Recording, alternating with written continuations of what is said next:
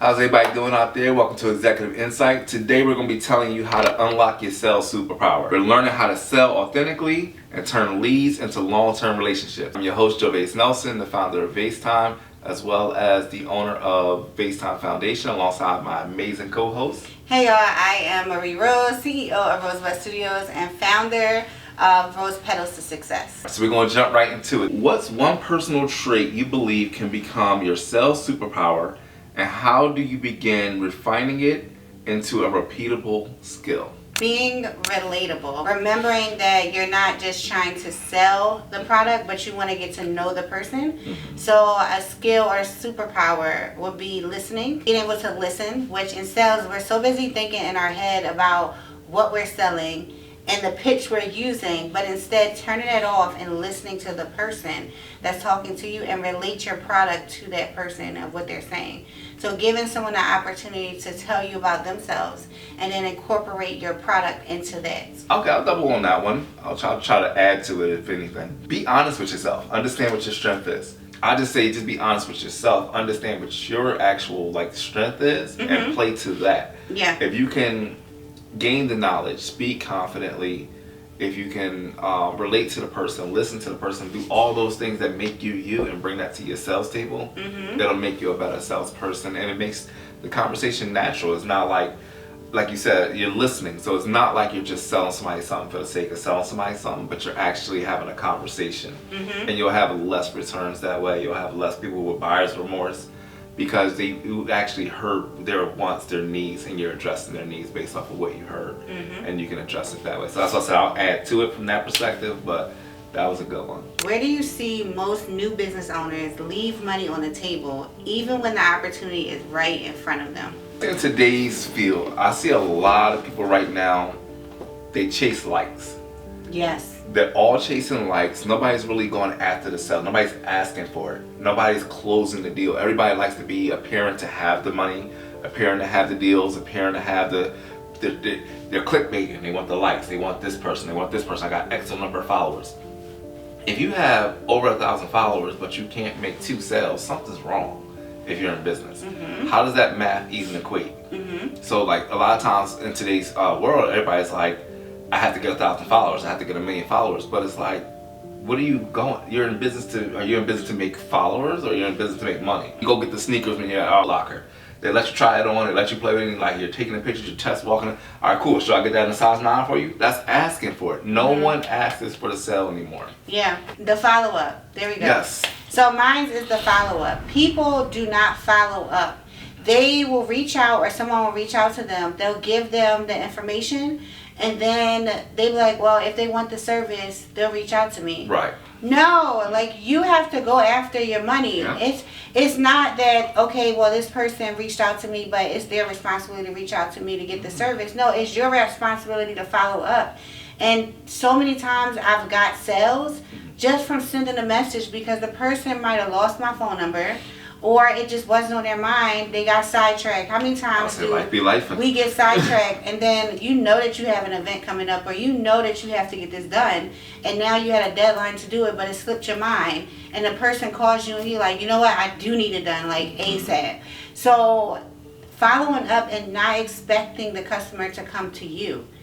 I feel like that's when people leave a lot of money on the table, because they have an expectation that the money just flows to them. If the money don't fall off trees, the customers don't fall off either. They're not supposed to just come to you.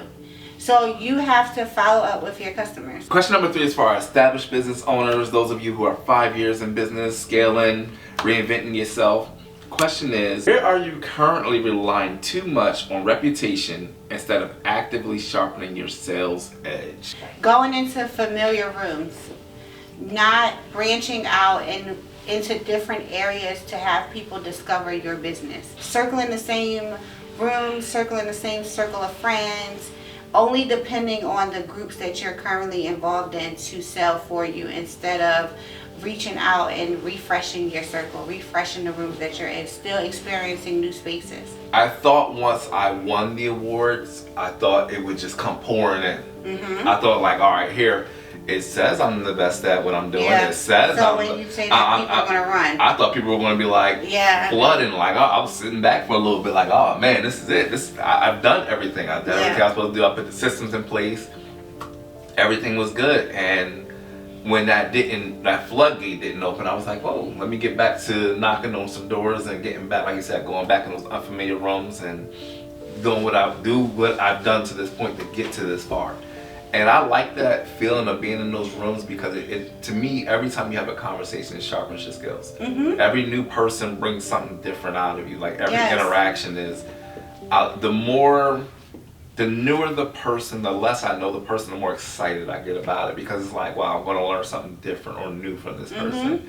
Or maybe they're going to ask me something new about my business that I didn't even think about, or like, wow, that's exciting. So I always get excited when I talk to new people about my business because it actually makes me think of different innovative ways that I can offer my services that I'm not used to doing. Because if you already know me based on reputation, chances are, we actually just talked about it, chances are you probably already put me in a box.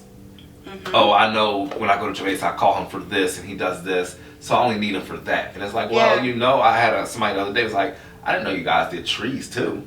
It's like, yeah, we do trees too. Anything that involves landscape, we'll do it. And it's like we do anything landscape. Anything from flower beds to flower boxes to trees to full excavations, everything. So a lot of times we're working with the same people over and over again. You get boxed in. Yeah. So I love talking to new people. All right, so we have our personal insight question. If someone studied your approach to sales, what would they say makes it uniquely yours? I believe when you buy something with me or you make a service with me or purchase with me, it's like an investment both ways. Because I don't feel like people, I've been told this, that I'm like a package deal. I come with the service. So if like you invest in my company, you invest in my business, I'm investing in you with the service. So it's like I need you just as much as you need me. So it's like a package deal almost. So it's not like you're just buying a service. You're actually investing in something that's like full on. Because like I'm fully vested. Like I want to see the best result humanly possible.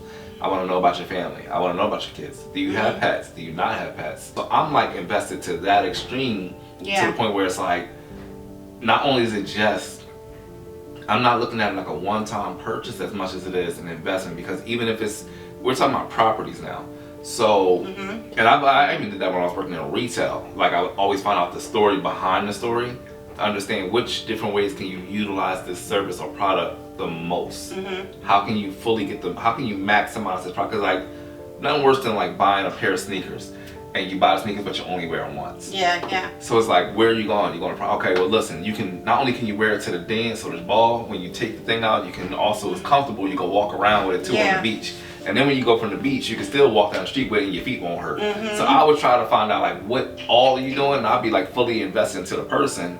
So with me, it's kind of like you're gaining not just a service, but you're actually gaining like a counselor or an expert of that particular service at the same time. So for me, it's business development. So I care if the business grows. Like I have literally spoke to people about maybe this is not for you, whereas like having a space is not for you. And other places may say, no, I don't care if you make money or not, or if you have customers or not. You still have to pay me rent or whatever the case, or you still have to pay my fee. Whereas me, I'm just like, I see you struggling. I don't think this is a good fit. Like maybe you need to downsize a little bit. It's not a setback. Maybe you could do coaching, whatever the case may be, to get your clientele up. Like I care if the company is growing rather than just how much I can take from them, because I feel like integrity. Yeah, it was in my head. I'm like, what's the word? What's the integrity of it? Yeah, because I feel like, why am I going to kick some? Entrepreneurship is hard. It is. It's hard, and it's honestly not for everybody. But no matter how much education you give a person, you don't know their situation and their way of thinking once you step out of that room with them. They all have bills. So you're talking about their business piece and how much business bills they have, but we have to remember the business pays for the house bills or whatever too when they pay themselves. And I'm talking about like a solopreneur.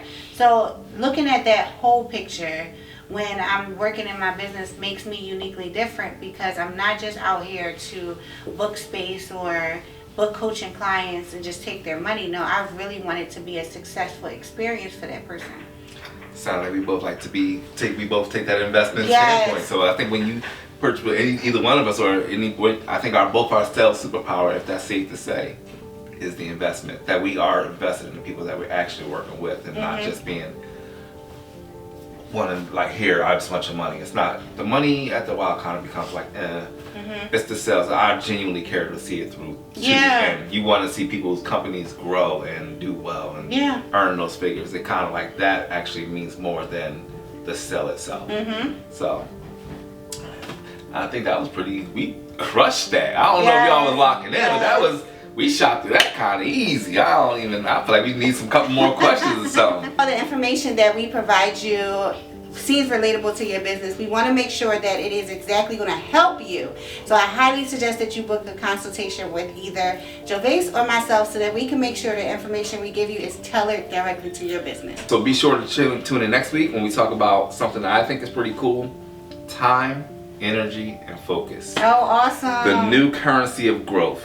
Hope you take some great gems away from this. It was a lot dropped in a very small frame, but it was a lot going on. Yes. You can use this as a handbook. Stay inspired, never stop creating. See you ya. next week.